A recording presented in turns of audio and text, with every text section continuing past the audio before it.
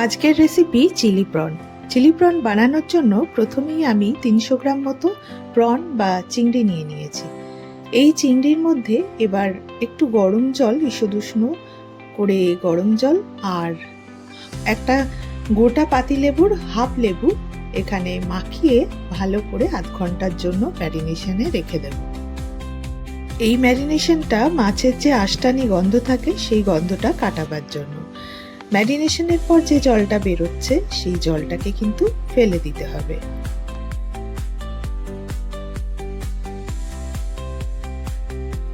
জলটা ফেলে দেওয়ার পর নুন হলুদ মাখিয়ে মাছটাকে আবারও 10-15 মিনিটের জন্য ম্যারিনেশনে দিতে হবে।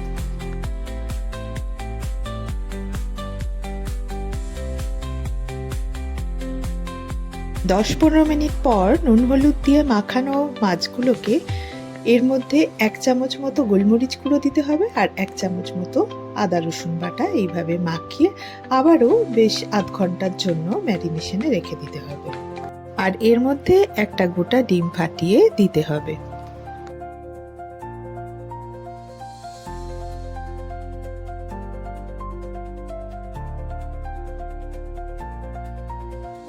এবার ম্যারিনেশনে রাখা মাছগুলোকে ভাজবো বলে কড়াইটা গরম করতে দিয়ে তার মধ্যে সাদা তেল ঢেলে দিলাম।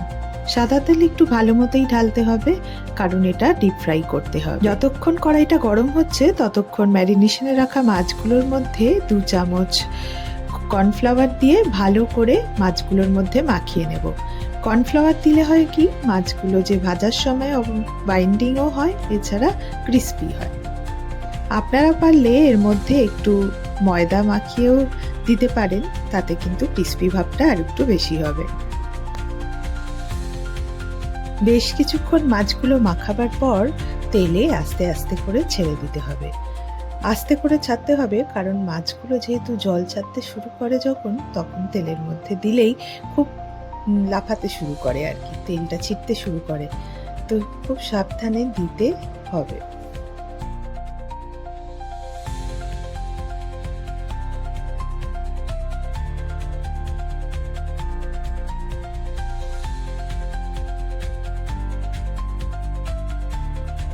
মাছগুলো ভাজার সময় গ্যাসটা একদম কমিয়ে দিতে হবে, তা না হলে কিন্তু মাছের একদিকটা পুড়ে যাবে আর একদিকটা কাঁচা থাকবে। সুতরাং একদম কমিয়ে দিয়ে মাছগুলোকে খুব ভালো করে ভেজে নিতে হবে। যখন একদিকটা হয়ে যাবে তখন আর একদিকটা উল্টে নিয়ে আর একদিকটাও ভেজে নিতে হবে।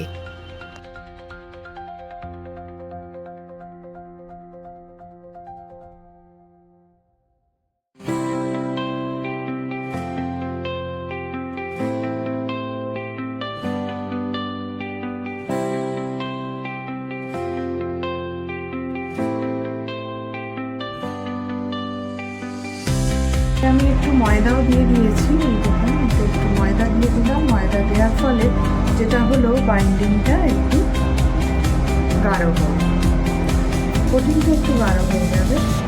দিয়ে এবার আমি আস্তে আস্তে করে ছাড়ব। আর আপনাদের তো আগেই বললাম, মাছগুলোতে ময়দা দেওয়ার ফলে একটু ক্রিস্পি ভাব আসবে। আগে এক ব্যাচ ভেজে রেখেছিলাম ময়দা ছাড়া, এবারে ময়দা দিয়ে আর এক ব্যাচ ভাজতে চলেছি।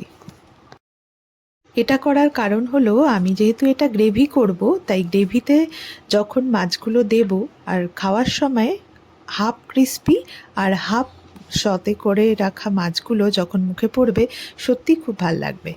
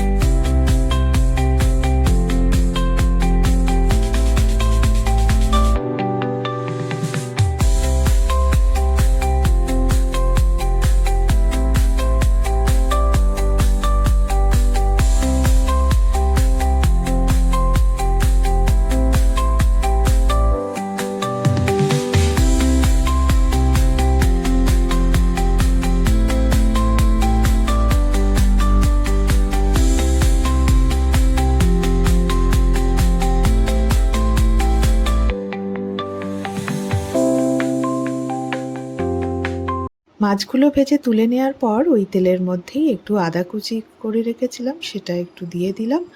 এবার ওই ক্যাপসিকাম, একটা গোটা ক্যাপসিকাম এর মধ্যে দিয়ে দেব, মাঝারি সাইজের একটা গোটা ক্যাপসিকাম। আপনারা চাইলে এটাকে কমও দিতে পারেন বা হাফ দিতে পারেন। আমরা যেহেতু ক্যাপসিকাম ভালোবাসি তাই ক্যাপসিকামটা একটু বেশি পরিমাণ দিয়ে দিয়েছি। এর মধ্যে ক্যাপসিকামটা সতে করতে করতেই নুন দিয়ে দেব।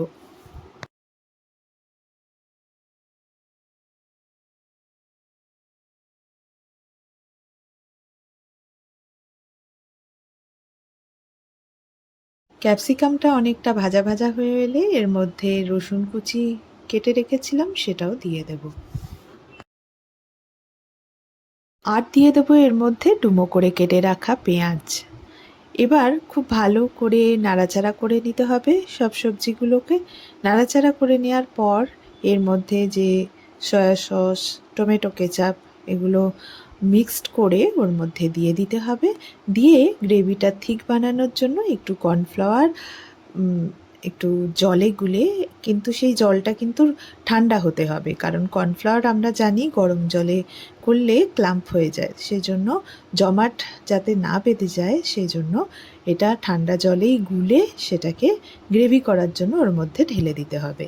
আর পরিমাণ মতো নুন চিনি তো দিতেই হবে।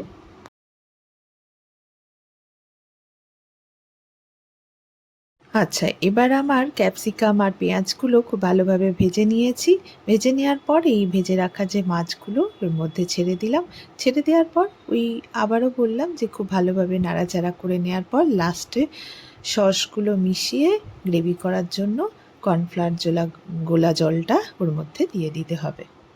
তাহলেই একদম রেডি চিলি প্রন। সত্যি রেসিপিটা খুবই ভালো লাগে, এবং যেহেতু এটা চাইনিজ রেসিপি, তো চাইনিজ মানে কোনো ফ্রাইড রাইসের সাথেই অবশ্যই ভাল লাগবে। আর খেয়ে বানিয়ে দেখুন, একদম নতুনত্ব জিনিস। আর মানে চিলি আর বানানো খুবই সহজ। আর এই সময় তো যেহেতু চিংড়িটা বেশি ওঠে, এই সময় বলুন, বর্ষাকালে বলুন, শীতকালে বলুন, তখন তো চিংড়ি খুবই অ্যাভেলেবেল থাকে। এই সময় একটু বানিয়ে নেওয়াই যেতে পারে। আজকের ভিডিওটা তাহলে কেমন লাগলো জানাবেন কমেন্টে। আর ভালো লাগলে লাইক আর শেয়ার করতে ভুলবেন না। চ্যানেলটাকে সাবস্ক্রাইব করে রাখবেন আরও নতুন নতুন ভিডিও দেখার জন্য। ততক্ষণ ভালো থাকবেন, সুস্থ থাকবেন।